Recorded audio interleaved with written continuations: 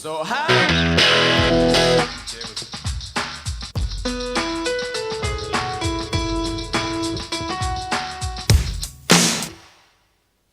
Better days than that in footy. A massive crowd playing at home, preliminary final. You beat your trials and make it grand final. Yeah, I think if you wrote a script, most people with a red and blue flavour towards them would think that that's probably as good as it gets. The reality is, as happy as I am this evening, the achievement hasn't been made yet. So we've got to dust ourselves off, prepare well this week, and try and right the wrongs from last week, where we were clearly outplayed by a more desperate and hard at the ball side in Subiaco, and that's the beauty of football, and that's why you get a second chance, and we've earned that right, and now we can have another crack at them. How were you able to finish the game so strongly, given it was your 11th straight game since you've had a break and you were down 2 men for most of the second half? Look, that might be one of the reasons we've been able to do that. Sometimes continuity and preparation. The work rate the players do as part-time footballers is outstanding. So I'm really proud of what they're able to achieve. But again, I'll keep coming back, and I said it to the players straight after the game. As happy as we are,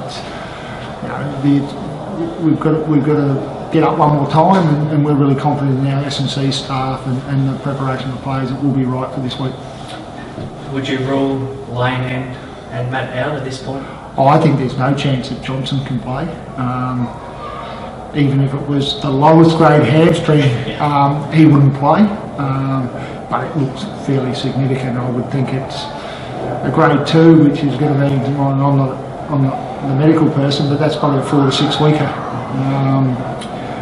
Rasmussen, you just don't know. We probably left last week's game with Lowry thinking he was not really a chance to play, and sometimes if they just do the recovery to the nth degree, they can just get it right. And what you saw today with Lowry was,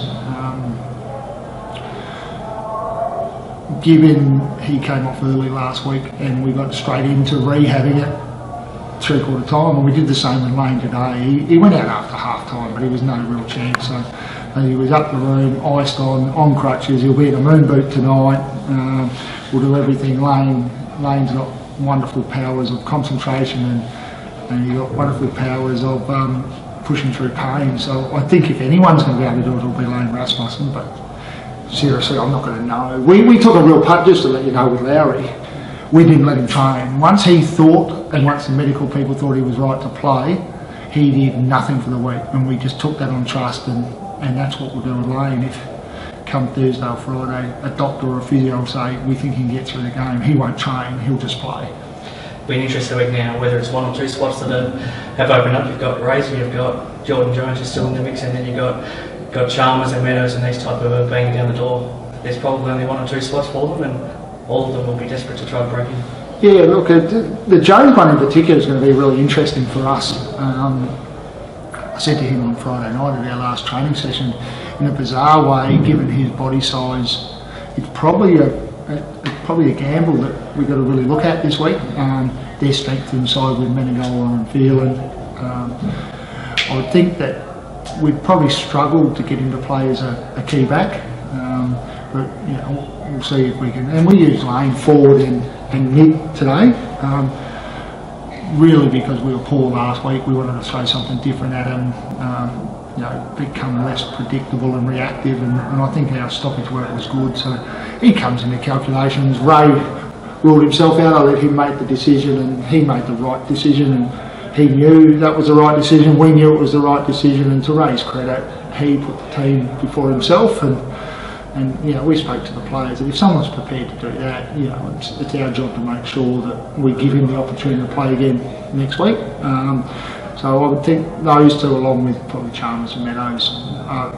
The good thing is we've got 4 fresh players that we could easily bring in next week, and I think they would all add significantly to us.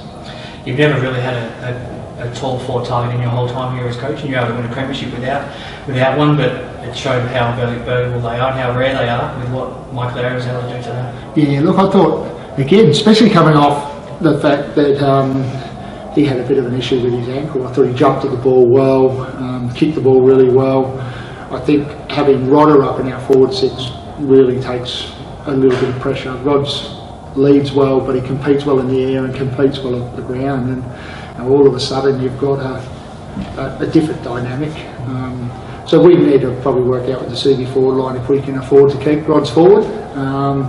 But again, today I thought Marcus Adams was outstanding. I think he kept Lamb to one possession so 4 in the first quarter, 1 in the second quarter, and I think he kept a clean sheet after half time. He was just huge. He just marked it and read it perfectly every time it came along. Yeah, and Tyler did enough good things. You know, he's a young kid, so you know he wasn't a perfect game, but you know he did well down there. Drew Road and Joe Morrow continue to improve each week and provide good aerial support, and Tedesco and Strike and Brown. We know what we get from them. So. Now our goal will be trying to find a way to keep Rodder forward, but Susie have got some big targets and some decent forwards, and we just need to get that balance right. Cody Manning ended up with good numbers, I think, 19 touches, 8 marks and a couple of goals, but it's more the stuff that he does without the ball that is what makes him so important, and I don't think there's a more ferocious player in the competition than him, is there? No, I would have thought today, and everyone can judge what they want on a game of footy.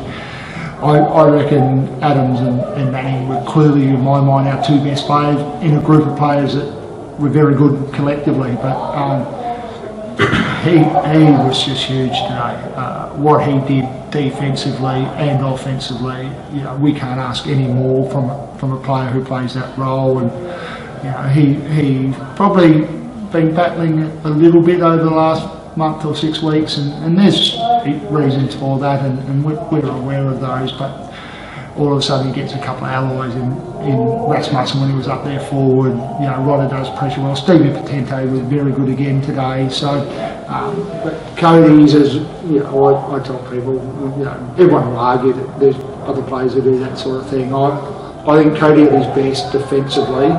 You struggle to find a better defensive forward in the country at the level they play at. What's the feeling now, knowing you're in a grand final? Is it a feeling that the job's not done yet, or is it exciting being there? What's the feeling? For me, it's amazing. Even the last 4 or 5 minutes, we're swinging into, well, what do we need to do for next week? Do we need to move someone off the field? What's our training week going to be like? For me, it's business as usual. And look, there's a school of thought that that's how we need to deliver it to the players as well. But the players should sit back tonight, if no longer than tonight, and say, it's a great achievement to get to a grand final, but we'll still them together and make sure that they don't think the job's done. And I'm pretty confident that a proud bunch of players aren't happy with what we dished up last week, and there'll be a good response. In some ways, is it good that you're able to see Subiaco at their best in the second half last week, because now you probably know what you need to try to stop next week? Yeah, look, that's going to be the hard thing. How good were they? How poor were we? The answer lies somewhere in the middle of the two, I would suggest. But the history would be littered with sides who don't perform well in the second semi-final are able to turn it around. But it's going to be, we're under no illusion, it's going to be a huge task for us, but the players will be up for it, we'll plan accordingly, and we'll give it a red hot crack, and if we're good enough to get the chocolates to the end, that's good, and as long as our players put in the required effort, I'll always be proud of them. They have a very different ruck setup, and it's probably different than what Chris Coonan come up against any other side. Do you do something differently or try something different against Wheeler and Delahunty than what you tried last week? Look, there's something we clearly have to look at, the whole stoppage structure. But at the end of the day, Chris Coonan does a wonderful job against a variety of ruckmen. He does it most of the time on his own. I think today he had a 2-minute spell.